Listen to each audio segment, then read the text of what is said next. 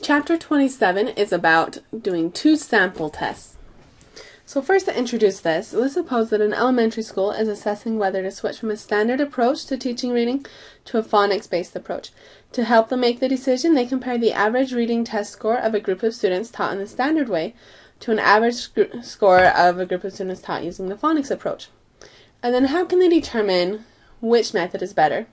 Of course, they could just compare the two averages and see which average is higher. But remember, when we take samples, for each different sample we take, we could get a different average, and so our sample averages might not really match up with our population averages. Or in this case, the average of just one small group of students might not match the same average of all students that could be taught this way.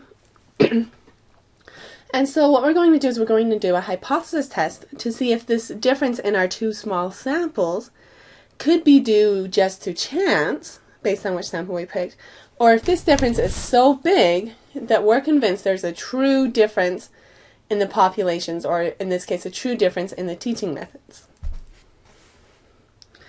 Now, so far we've only seen hypothesis tests involving one population, but we're often interested in comparing averages from two populations. So what we're going to do is draw a sample from both populations, and that means we will have two sample averages and also two standard deviations. So what we're going to use is called a two-sample z-test for averages. So we use this if we want to know if there's a difference in the two population averages. To see if there's a difference in the two population averages, we compare the difference in the two sample averages. And our test statistic is going to be z equals the observed difference minus the expected difference over the standard error of the difference. So that's fairly similar to what we've seen, where it was like the observed average minus the expected average over the standard error of the average when we did it before. Now we're talking about differences though, so it's the observed difference minus expected difference over standard error of the difference. The way you find the standard error of the difference is you take the square root of the first standard error squared plus the second standard error squared. When I say first and second, remember we have two different samples, so each sample has its own standard error. Now in this class, so not in all situations, but in this class, we stick to simple situations where the null hypothesis will always be that the two population averages are equal. And if your two population averages are equal, then the expected difference of the two sample averages would be 0. Because if your two population averages are equal, you would expect the sample averages to be about the same. So the difference would be 0.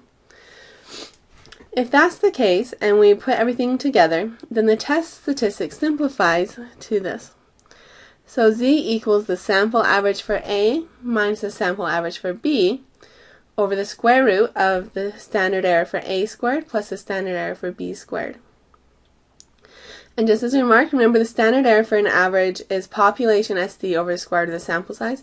So we have to find the standard error for the average for both samples. We have to find two different standard errors. Now let's put all of this together and see our official two-sample z-test for our averages. We use this test if, number one, we want to compare two population averages.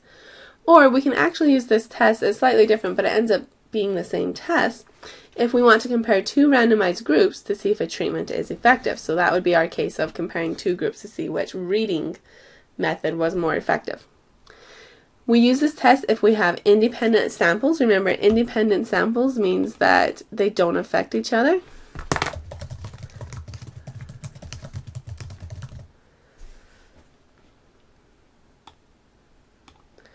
And for both groups, the data needs to be normally distributed, or the sample size needs to be at least 30 for both groups. And the test statistic, once again, is just the sample average for A minus sample average for B over the square root of, you take each standard error, square it, and add them together. Now technically, if you know the sample SDs instead of the population SDs, which would be almost all the time in real life, we should use a two-sample t-test. But the computations are difficult and very time-consuming if you're doing it by hand. With a computer, there's no problem, we'll just use the t-test. But by hand, it's very difficult to do. So for this class, we're going to do a z-test since the results are similar and it's much easier to do by hand. Also, there is a z-test that you could use to compare two percentages, and the method is exactly the same, you just have slightly different formulas. Similar, but slightly different. So, let's go ahead and try it. Examples for the two-sample z-test. Example 272. Do newborn baby boys weigh more than newborn baby girls? Consider the following independent samples. Oh, look, these are independent samples. So we can use the z-test and perform an appropriate statistical test. So notice for the boys we have a sample size, an average, and an SD. For the girls we also have a sample size, an average, and an SD. Now an important thing to notice here is that your two sample sizes do not have to be the same. They're usually fairly similar, but they don't have to be exactly the same. So once again we have a sample size, average, and SD for the boys, and for the girls we have two different independent samples that did not affect each other at all. So first let's come up with our hypotheses. The null hypothesis status quo is always that the two averages are the same. So null hypothesis, the average weight of all newborn boys. Notice it's the word all because we're talking about the population and not just our individual samples or our small samples. So the average weight of all the newborn boys is the same as the average for all the newborn girls. Now for the alternative, obviously they're not going to be the same weights, but you have to decide should it be more or less. So you go back and read the problem. Do boys weigh more than girls? So the alternative hypothesis would be that the average weight of all newborn boys is greater than the average for all the newborn girls. So once again, the null will always be that the two averages are the same. The alternative is that the average for the boys is greater than the average for the girls.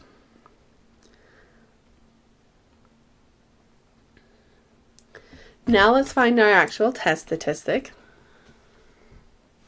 So as a hint, I reminded you of the formula for the SE. Now we need to find the SE for both the boys and girls. So let's find it for the boys first. So the SE for the boys is we're going to do the standard deviation for the boys of 0.96 divided by the square root of the sample size for the boys. So make sure you do the numbers, both numbers for the boys, and you get 0.15. Now find the standard error for the girls by doing the girls' standard deviation of 1.17 over the square root of their sample size of 35. So this gives me 0.20. Now to find Z, once again I put the formula in here, so sample average for A minus sample average for B. Now in this case it doesn't matter really if you're doing boys first or girls first, but pick one and stick with it. So because they gave me the information for boys first and I already did the SE for boys first, I'm going to stick with, throughout the entire problem, I will always do boys first. So let's do boys minus girls. Actually, I'm going to put this off to the side so it doesn't get confusing. So boys minus girls. So let's do the boys first. So the sample average for boys is 7.47 minus the sample average for girls, which was 7. Divide by the square root of the standard error for the boys squared plus the standard error for the girls of 0.20 squared.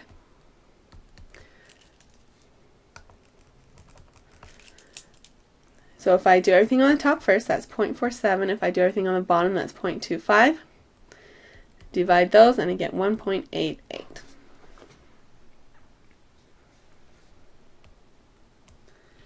So that is my test statistic.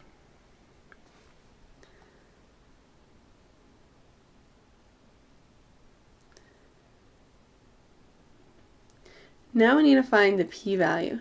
So for the p-value, It's always going to be the area to the, but wait, we have to figure out which direction to shade. So to that we come back to these boy minus girls, and we say, okay, according to the alternative hypothesis, because the alternative hypothesis is always what tells you which direction to shade, we think that the boys should be bigger than the girls, or they should weigh more than the girls. And if that's the case, then the boy should be a big number, and the girl should be a small number, relatively speaking. And if we do big numbers minus smaller numbers, so big minus smaller, that should give me a positive result. And positive result means shade right tail. Or in other words, the bigger the boys are, the more and more the boys weigh more than the girls, the bigger and bigger this difference is positively, bigger and bigger positively, and so we'd have more and more evidence in the right tail. That's truly the hardest part about the two sample z test, is figuring out which way you should shade. So my p-value is the area to the right. So here is z equals 1.88. We want the area to the right. So let's pull up our normal table.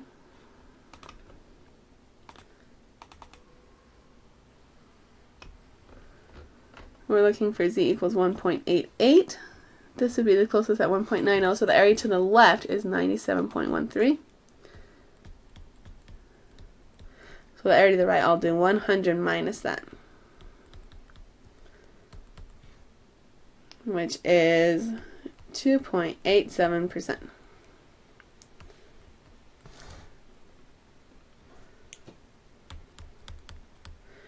So my p-value is 2.87%.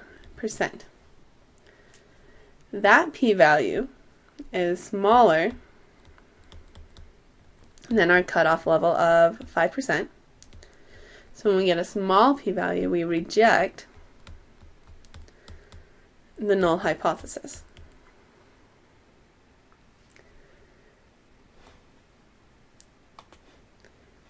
And our conclusion would be that now we have evidence that the population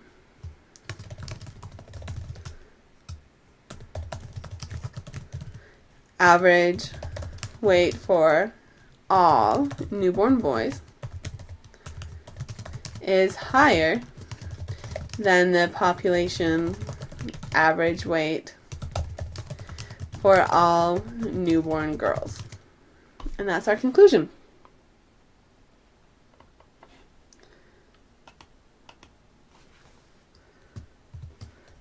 Now, as a remark, okay, obviously the boy sample average was higher than the girl sample average. But that difference could have, or let me put it this way, but we expect some difference just due to chance error. And so what we're wondering here is that difference of the 0.47 between their weights, is that just due to chance error, or is it so big, is the difference so big that we believe that there's a true difference in the population averages? So the question is the difference in the sample averages so big that we believe it couldn't be just chance error, and it must be due to a real difference in the population averages?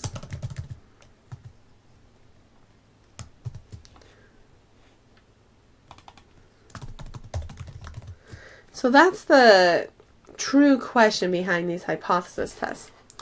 Is that difference small enough that it could just be due to chance error, or is there a real difference in the population averages?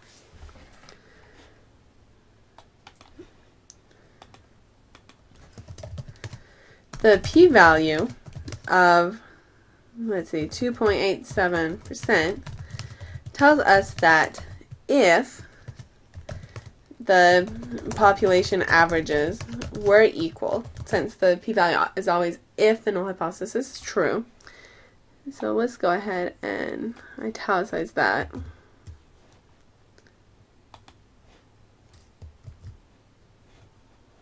Okay.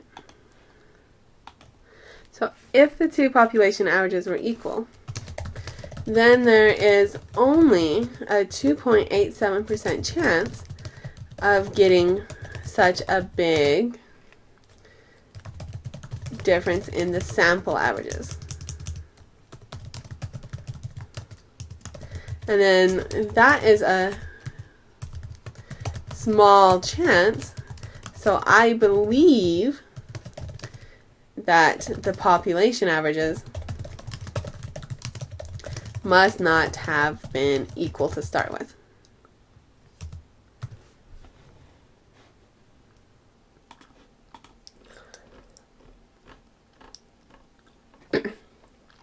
In our next example, Visa wishes to compare the spending habits of its preferred Visa card holders with those of the American Express Gold Card members. A random sample of 400 preferred card members holds an average monthly charge of $485 and a standard deviation of $212. The American Express card members have a sample of 385, an average of $523, and a standard deviation of $185. Once again, notice that those sample sizes are similar but not exactly the same, and that's okay. So we want to test to see if the American Express holders spend more. State the null and alternative hypotheses, compute the test statistic and p-value, and state our conclusion. So the first thing I'm going to do is just make sure I summarize all of my information. So for the preferred, actually I'm going to just say it's Visa versus American Express. So for Visa, we have our sample size of 400, the average of 485, and the standard deviation of 212. And for American Express, our sample size is 385, the average is 523, and the standard deviation is 185.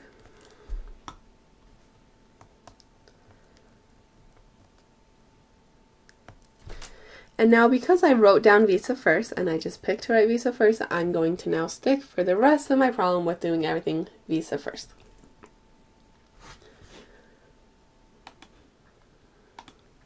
So first, write your null and alternative hypotheses. The null hypothesis is that the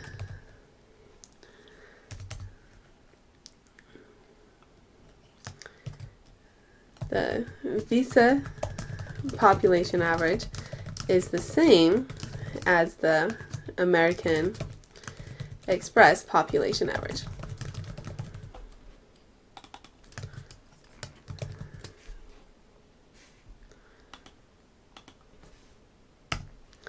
The alternative, let's see, so they want to see if American Express card holders spend more. So American Express spend more. That's what we're looking for.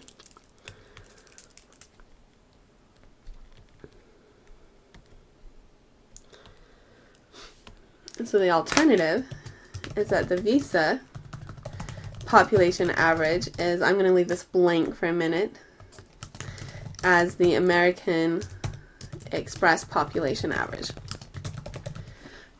So to fill in this blank, come back. We want to see if American Express spend more, which means that the American Express should be higher, so Visa is smaller. So we want to see if the Visa population average is less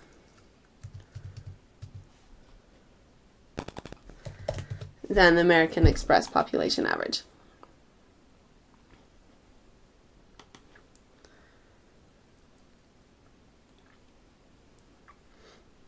So let's continue on. We wrote our hypotheses, now compute the test statistic. First step in your test statistic is find the standard error. So standard error for visa first is going to be the population SD, or whichever SD you have. It's probably a sample SD, but let's just go ahead and write SD,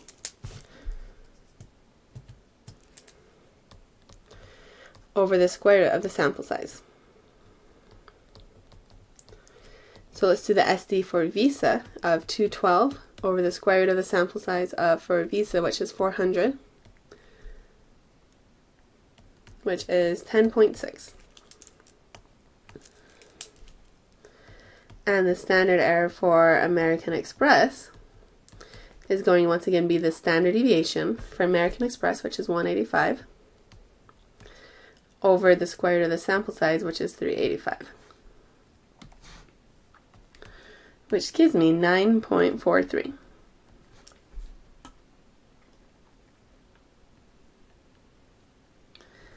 Now next, let's find our test statistic. So your test statistic is subtract the sample averages. So let's do sample average for visa minus sample average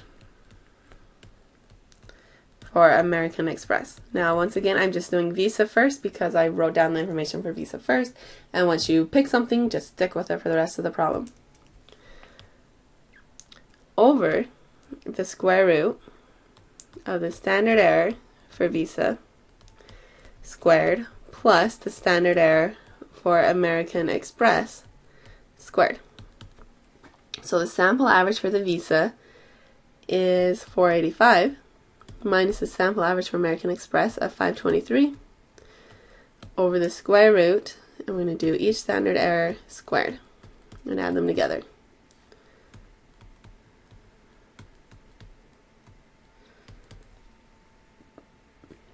This gives me negative 38 over 14.19, which is negative 2.68.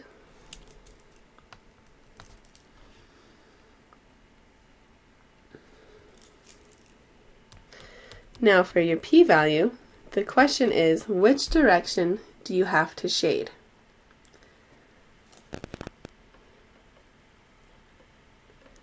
Let's take do a little side note.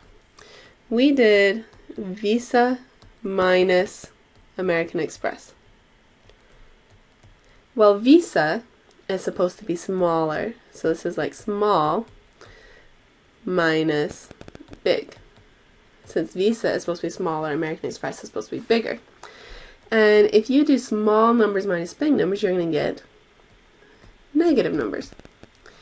And since we're hoping for negative numbers, we're going to shade to the left.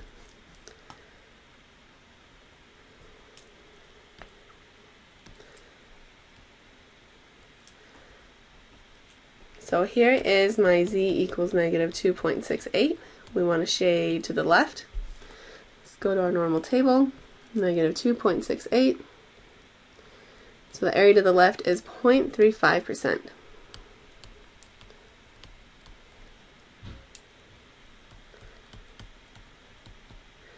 So my p-value is 0.35%. That is a small p-value.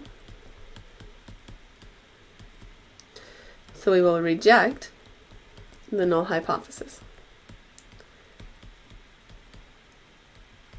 It's a small p-value because it's smaller than our cutoff of 5%.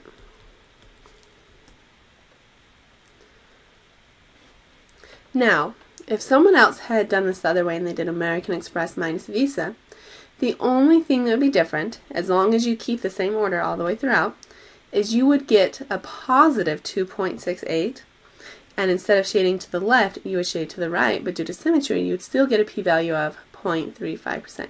So once again, you can pick which order you do the subtraction in. Just make sure that once you pick an order, you stick with it for the rest of the problem.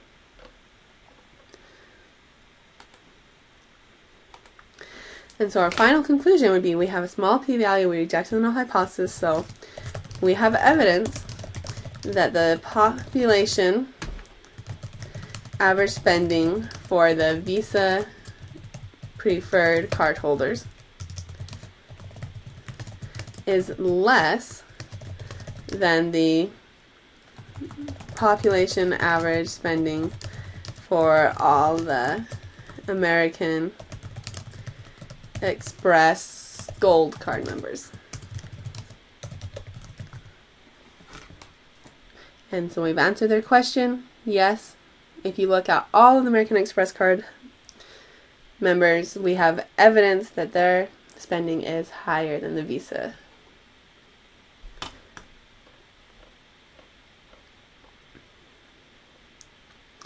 Example 274. A simple random sample of 400 families is taken in Washington, D.C., and in the average of the 400 incomes is 61,000 with an estimate of 9,000.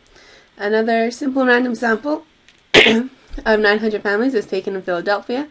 The average of the 900 incomes is 57,000 with an estimate of 15,000. Okay, especially when it's written in the paragraph, it's hard for me to visualize all the numbers, and so this is a good place for me to write down and summarize everything it gave me. So we have our two cities. We have Washington, which I'm going to summarize with just a W. My sample size is 400. The average is 61,000. And the standard deviation is 9,000. For Philadelphia, which from now on is just going to be a P for me, we have a sample size of 900.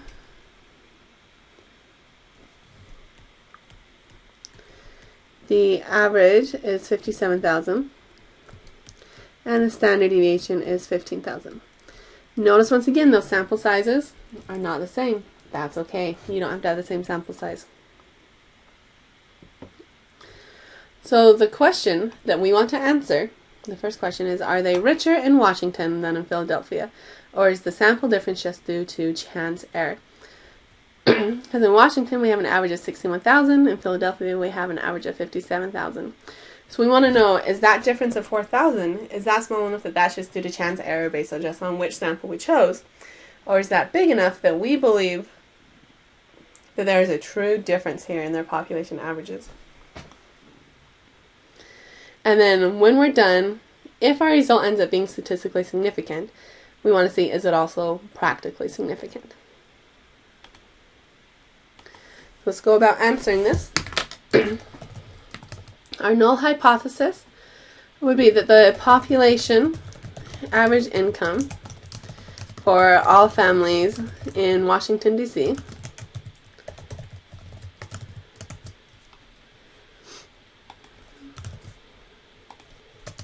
is the same as the average income for all the families in Philadelphia.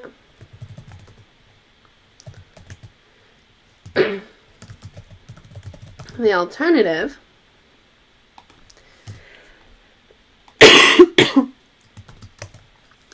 is that the population average income for all families in Washington, D.C.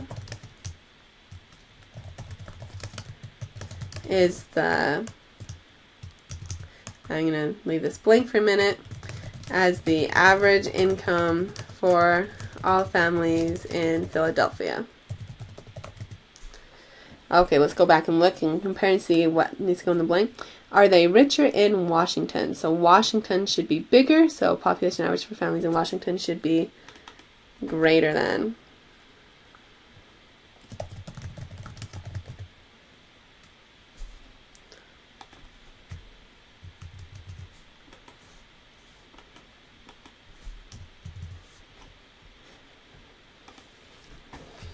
So those are our hypotheses. Now let's find our test statistic. One of the first steps in the test statistic is find both standard errors. So the standard error for Washington first. Remember, it's just going to be your SD over the square root of the sample size. So in our case, the SD for Washington is 9,000. and the sample size is 400. So this is going to give me 450. And the SE for Philadelphia, we do the SE for Philadelphia, or the standard deviation for Philadelphia of 15,000 over the square root of their sample size of 900. This gives me 500.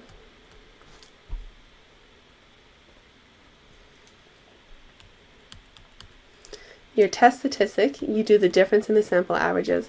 Now, because I wrote down the information for Washington first, I'm going to keep with doing Washington first. So I'm going to do the sample average for Washington minus the sample average for Philadelphia for the square root, and we'll do the standard error for Washington squared plus the standard error for Philadelphia squared. So the difference in the two sample averages, the sample average for Washington is 61,000, Philadelphia is 57,000.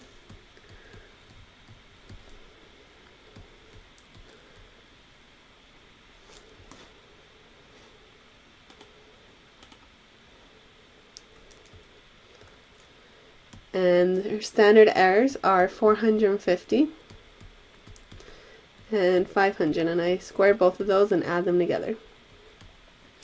So this gives me a difference of 4,000 over 672.68,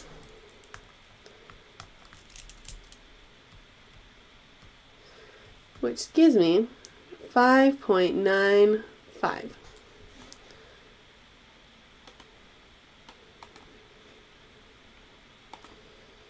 Now for your p-value. Once again, the hardest part of this test is usually deciding which direction you should shade. So let's remind ourselves, we did Washington minus Philadelphia. Now Washington was supposed to be bigger than Philadelphia, so we should have big numbers minus small numbers. And big numbers minus small numbers, that should give you positive results. So if Washington is higher, I'm expecting positive results, and so I would want to shade right.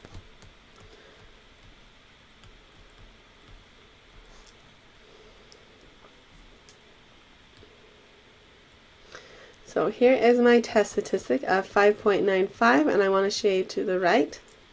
Now 5.95, that's actually really far out there in the tail. In fact, if you go to your normal table, and the highest it goes to is 4, and you continue on until you get to 5.95, and continue this trend, this is going to be basically 1 as the area to the left.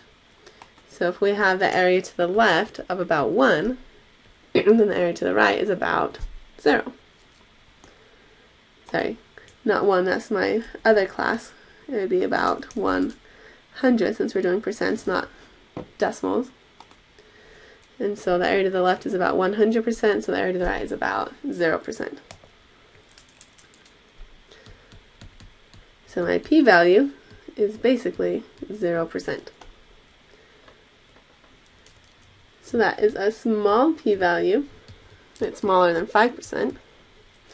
So I will reject my null hypothesis. Now that's a very small p-value, so I have lots of evidence against the null hypothesis. But my final conclusion is that we have evidence that the average income for all the families in Washington is higher than the average for all families in Philadelphia. And there's your conclusion.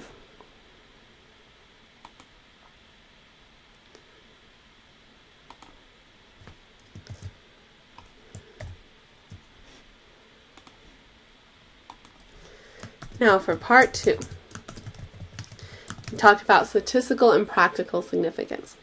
So statistical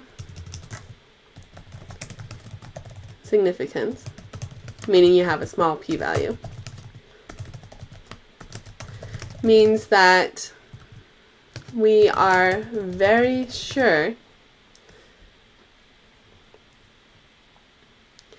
statistically speaking,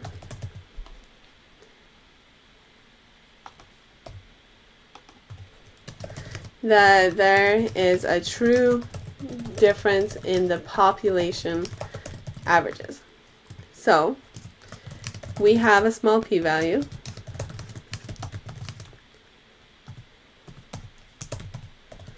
So we have statistical significance, meaning that we are very sure there is a difference in the Washington and Philadelphia population averages. So that's statistical significance. Now for practical significance,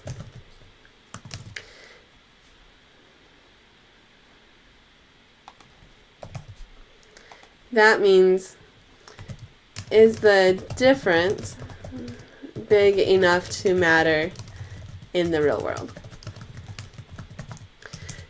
Now this isn't something that the statistics teacher can answer. This is something that you either answer according to your personal feelings, or you ask an expert in the field if it would make a difference in the real world.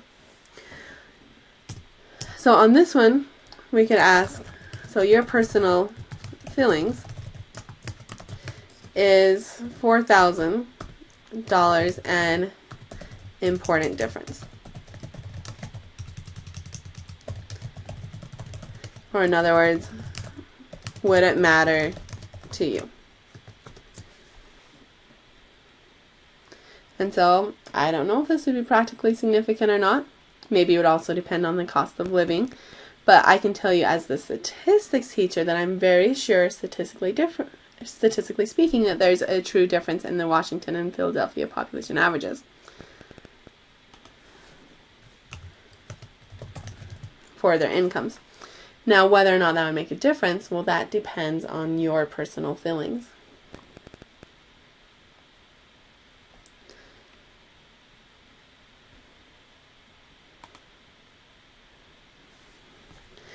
Now, at this point, we are actually going to do a few random side notes.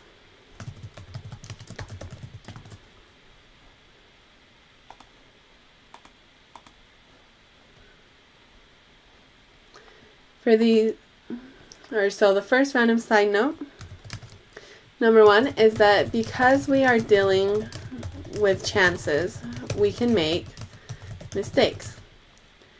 So sometimes we reject the null hypothesis when we shouldn't.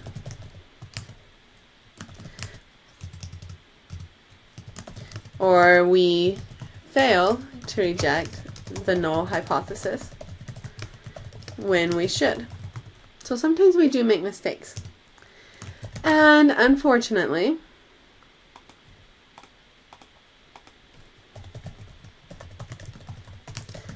there is no way to tell for sure if we are correct or not. Just like confidence intervals. Now when I say no way, you could technically go and sample every person in the population and then you can know for sure. But we don't do that, because if we're going to sample everyone in the population, why didn't we just do that to start with?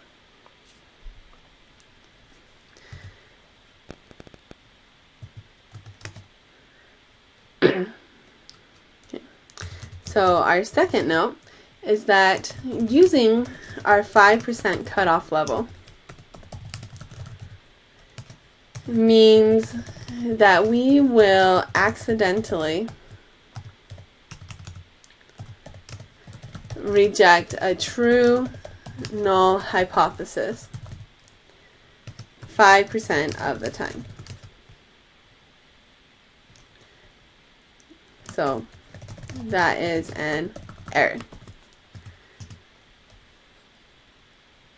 And technically,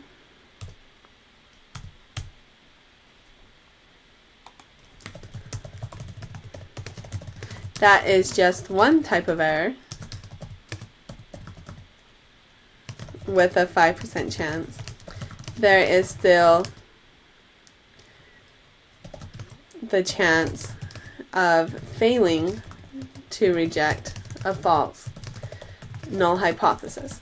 And that error is actually very difficult to compute. We're not going to do that. But so you have a 5% chance of making this error, and then who knows how big of a chance of making the other type of error.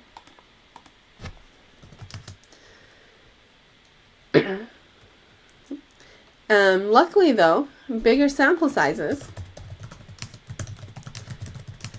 make us less likely to get errors. So that's a good thing. We like bigger sample sizes. And finally, our fourth no is if I took different samples, I would get different sample averages. And therefore, different z-values. And different p-values. And maybe even different conclusions. So just keep that in mind. That's one reason also that we can make errors is we're dealing with chances, and specifically we're dealing with just two specific samples when we do all these calculations. And if I took different samples, I would get different z-values and different p-values and possibly even different conclusions. But not all is lost. Remember, bigger sample sizes will make us less likely to get errors.